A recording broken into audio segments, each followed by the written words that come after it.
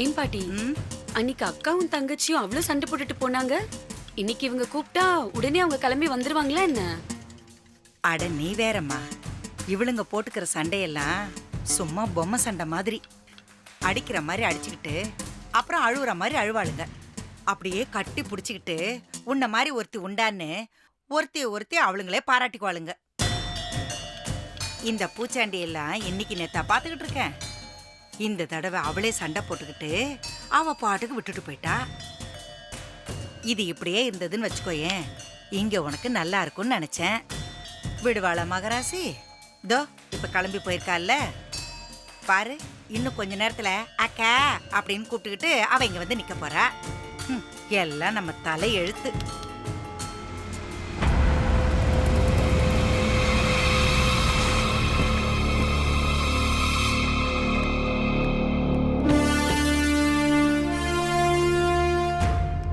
Point ஏன் இங்கே நிக்கிறீங்க? உள்ள உட்கார வேண்டியதானே? இல்ல பரவாயில்ல சார்.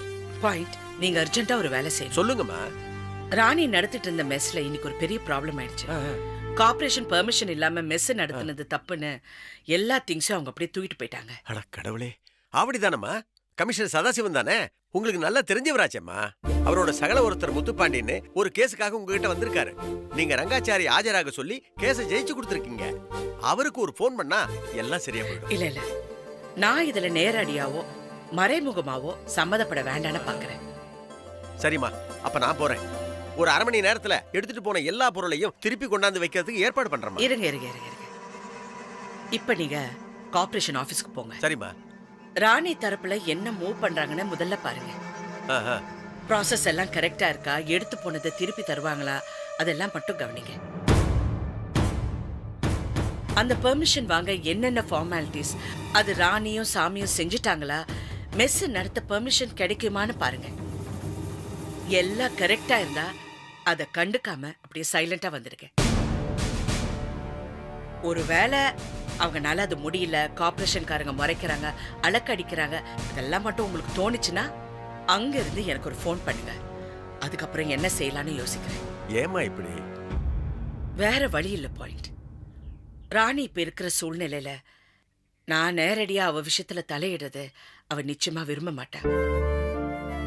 மெஸ்ஸே வேண்டான்னு சொல்லிட்டு திரும்ப வேற இடம் ஒண்ணு தேட ஆரம்பிச்சிடுவா. ஐயோ, அப்படியெல்லாம் வேண்டாமா. நான் ஒண்ணும் பண்ணல. நீங்க சொல்ற மாதிரி அங்க போய் என்ன ஏதுன்னு பார்த்துட்டு உங்களுக்கு உடனே ஃபோன் பண்றேம்மா. தேங்க்ஸ். நீங்க முதல்ல கிளம்புங்க. சரிங்கம்மா, வரேன் சார்.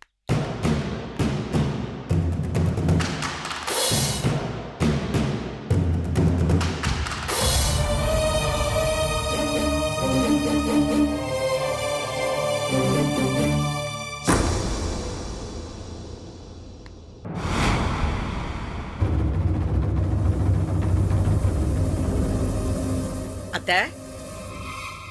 வாணி, ராணிமா, ராணிமா. அவ வரல. ஏம்மா, நீ போய் அவளை சமாதானப்படுத்தி கூட்டிட்டு வந்துருவேன்னு? முடியலையே. ராணி என் மேல பயங்கர கோபத்துல இருக்கா. இவ்வளவு நாள் ஆயிடுச்சே என் மேல கோபம் தீர்ந்திருக்கோன்னு நினைச்சேன். கடைசியில நான் தான் முட்டாளாயிட்டேன். என்னம்மா அது? நீ அவளுக்கு நல்லதானமா செய்யற. இப்ப கூட அவளை சமாதானப்படுத்தி எப்படியாவது அவளை இங்க கூட்டிட்டு வரணும்னு நீ முயற்சி பண்ணிட்டு தானமா இருக்க. என்ன பண்றது அத்தை? நாம ஒண்ணு நினைக்கிறோம், அவ வேற விதமா நினைக்கிறா. வரவே மாட்டேன், முடியவே முடியாதுன்னு ஒத்த கால நிக்கிறா. என்ன பண்ண சொல்றீங்க? அட கஷ்டமே. என்னவா, என்ன பிரச்சனை அவளுக்கு? தெரியலையே. ஆனா என்ன பத்தி ரொம்ப தப்பா நினைச்சிருக்காத்த.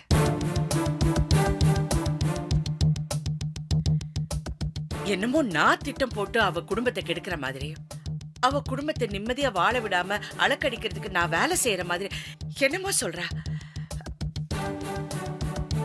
இப்ப அவ இருக்கிற அந்த வீட்டை விட்டு நான் தான் துரத்த நினைக்கிறேன்னு அவ பேசுறாத்த. அடக்கடவுளே.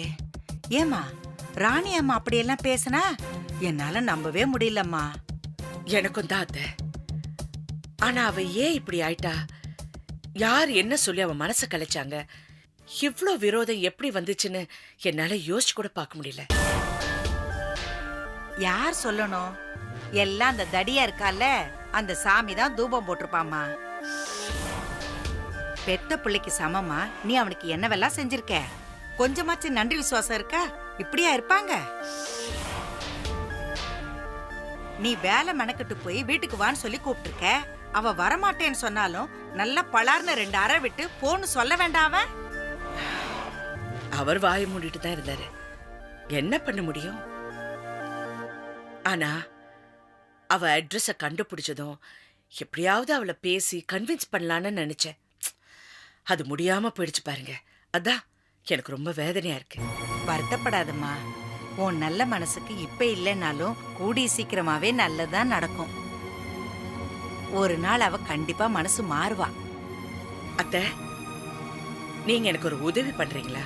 நானா? ஆமா அத்தை. நான் நல்லா யோசிச்சு பார்த்தேன். நீங்க மனசு வச்சீங்கன்னா எப்படியாவது அவகிட்ட பேசி அவளை சமாதானப்படுத்துவீங்க. அது உங்களால முடியும் அத்தை. வாணி, உண்மையை சொல்லட்டுமா? என் மேல இப்படி ஒரு நம்பிக்கை மரியாதை இருக்குன்னு நினைக்கும் போது எனக்கு ரொம்ப பெருமையா இருக்குமா. ஓ அத்தை, நான் இத கூடவா செய்ய மாட்டேன்? இப்ப நீ என்கிட்ட சொல்லிட்டல்லம்மா, விட்டுருமா.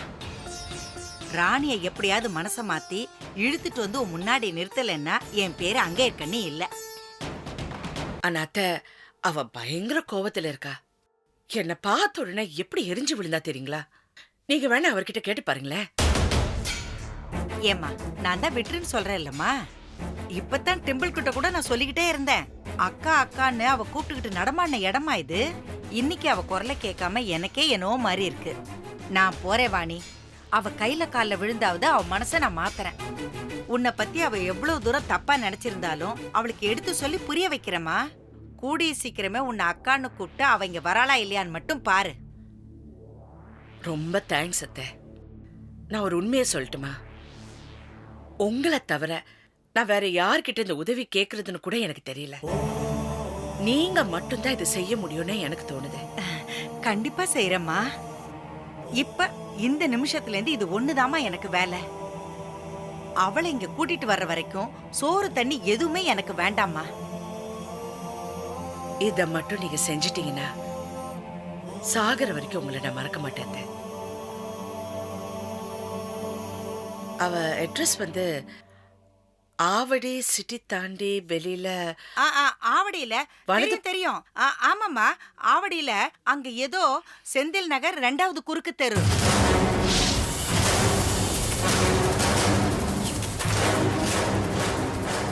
ஆமா, 27/14 அங்க பெரிய வீடு ஒண்ணு இருக்குல்ல, அது பக்கத்துல மரம் இருக்கே, அதானே?